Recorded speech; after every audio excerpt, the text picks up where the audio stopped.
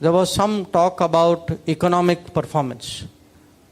आप जानते हैं कि हमारे यहाँ जो है जीडीपी जो है 7% पे है। आप दूसरे लोगों का जीडीपी चेक करिए, ग्रोथ रेट चेक करिए। इकॉनमी की बात करते हैं, कहते हैं जी जापान तरक्की नहीं कर रहा, इंडिया तरक्की, और इंडिया की जो इकॉनमी देखे वो 8.4%, 8.6% पे, आपकी इकॉनमी की ग्रोथ क्या है? 2% पे है।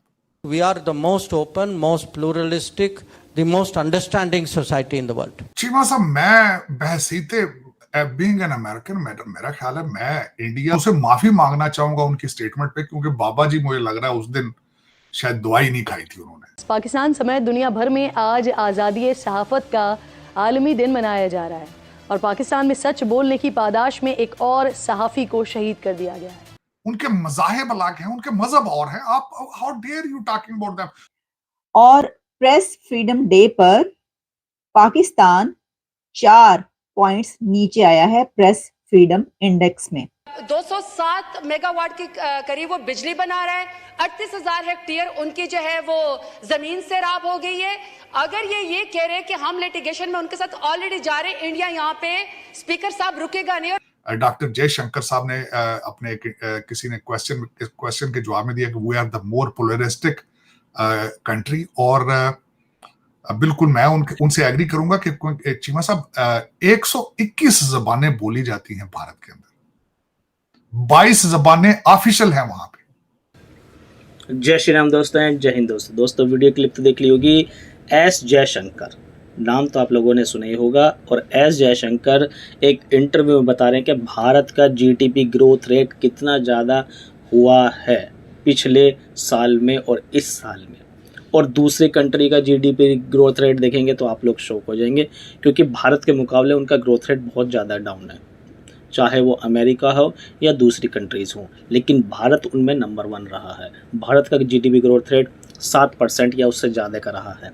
अब इसी के ऊपर पाकिस्तान के कमर चीमा, साजिद तरार और दूसरे जितने भी जर्नलिस्ट हैं या फिर मीडिया से ताल्लुक़ रखने वाले लोग हैं, वो क्या बातें कर रहे हैं, इनकी बातें सुनते हैं, फिर मिलते हैं वीडियो के बाद। चलिए स्टार्ट करते हैं। अब अमेरिकी सदर जो बाइडेन जो हैं, उन्होंने एक कमेंट किया 1-2 दिन पहले, जिसमें उन्होंने जिक्र किया कि चाइना, जापान और भारत जो है, इधर जीनोफोबिया है, ये जीनोफोबिक कंट्रीज हैं, कि ये जो है, और हमारी जो तरक्की का राज है वो ये है कि हम और ममालिक के लोगों को आने देते हैं, वेलकम करते हैं, और हम जो है इसीलिए तरक्की कर रहे हैं।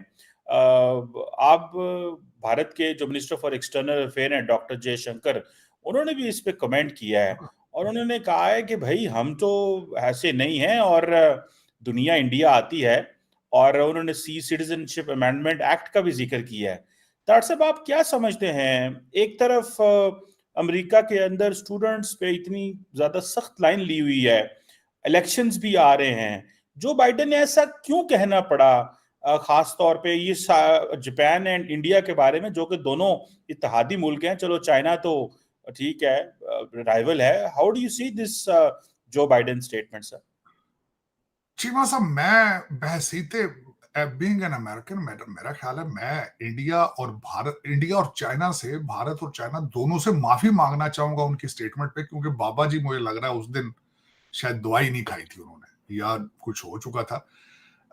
दो चार चीजें हैं जो मेरा ख्याल है फ्यूचर में अमेरिकन को सीखनी होंगी। एक तो ये सीखना होगा कि they can not be right all the time, और दूसरा ये कि दुनिया को लेक्चर देना, ये 2 चीजें छोड़नी होंगी, क्योंकि अब इनके ना अपने वो हालात हैं, और ना ही इन्हें दूसरे देशों के बारे में, दूसरे कंट्रीज के बारे में इतना ज्यादा नॉलेज है। मेरे ख्याल में इनका जो ये स्टेटमेंट देना किसी फंड रेजर के अंदर परसों, ना सिर्फ दुनिया इसको क्रिटिसाइज कर रही है, अमेरिका के अंदर क्रिटिसाइज हो रहा है कि how can you compare yourself with China and India. दोनों की इकोनॉमीज डिफरेंट है, दोनों के कल्चर अलग हैं, जियोग्राफिक लोकेशन उनकी अलग है, उनके मज़ाहिब अलग हैं, उनके मजहब और हैं। आप how dare you talking about them. और फिर उसके बाद देखें कि इलेक्शन के इस क्रिटिकल टाइम के अंदर, जब पहले ही आपकी परफॉर्मेंस 0 है, और इमिग्रेशन आपका एक सबसे बड़ा नासूर है, आपका सबसे बड़ा मिस्टेक है, आपका सबसे बड़ा ब्लंडर है इस वक्त, और आपने उसी पटारी में से सांप निकाल लिया अपने लिए ही। मेरा ख्याल मैं अब उस पर मैं बताना ये चाहूंगा ये क्या है? दरअसल हकीकत ये एक लिबरल माइंडसेट है जो कि आपने देखा होगा माजी में हिलरी क्लिंटन ग्लोबलिज्म की बात करती थी, one world, one currency, one love. यार कैसी बातें कर रहे हो आप? कभी ये पॉसिबल है? ये आप एक फिक्शन, एक ख्याल का इजहार कर सकते हैं, लेकिन आप ये कह नहीं सकते God is creating us differently. Equality की बात सिर्फ सियासी तौर पर ठीक लगती है, वरना चीमा साहब एक शख्स काला है, एक गोरा है, एक लंबा है, एक छोटा है, गॉड इज क्रिएटिंग इट। हाँ, इसमें आप ये अच्छा, फिर इकॉनमी की बात करते हैं, कहते हैं जी जापान तरक्की नहीं कर रहा, इंडिया तरक्की। और इंडिया की जो इकॉनमी देखे वो 8.4%, 8.6% पे, आपकी इकॉनमी की ग्रोथ क्या है? 2% पे है। किस तरह आप कह सकते हैं कि आपने जो इलीगल इमिग्रेशन खोली हुई है, पूरा एक जो लूट सेल लगाई है, वो काम कर रही है?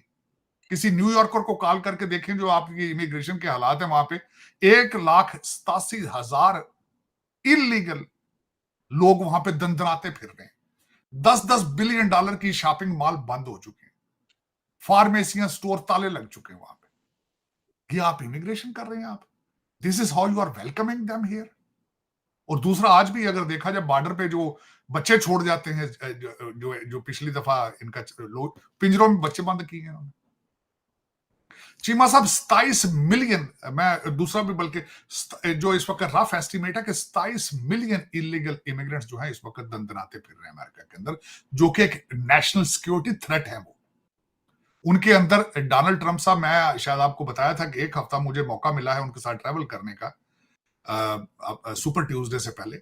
मुसलसल हर स्पीच के अंदर वो कहते थे कि तकरीबन 27,000 से 30,000 चाइनीज मिलिट्री एज के इस वक्त अमेरिका एंटर हो चुके हैं। शायद चाइना अमेरिका के अंदर आर्मी बिल्ड कर रहा है।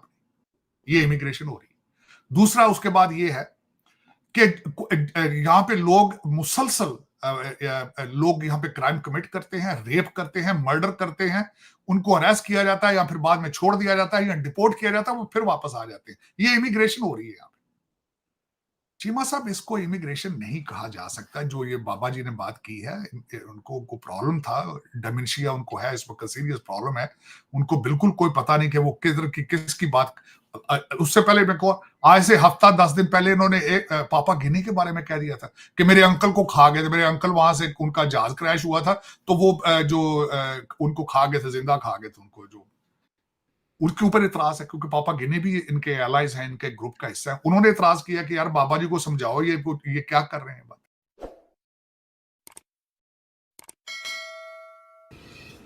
दोस्तों, वीडियो गए ख़त्म और आप लोगों ने इनकी बातें भी सुन ली होंगी और आप लोगों को समझ में भी आ गया होगा कि साजिद तरार और कमर चीमा किस बारे में बात कर रहे हैं। वैसे तो आप लोगों को पता ही है कि इकोनॉमी के बारे में बात कर रहे हैं, लेकिन साजिद तरार ने जो बात बोली है ना, ये एकदम सही बोली है कि अमेरिकन्स को ये सीखना पड़ेगा कि आप लोगों को कौन सी बात कब बोलनी चाहिए। जैसे कि अमेरिकन्स हर किसी के ऊपर दबाव बनाना चाहते हैं।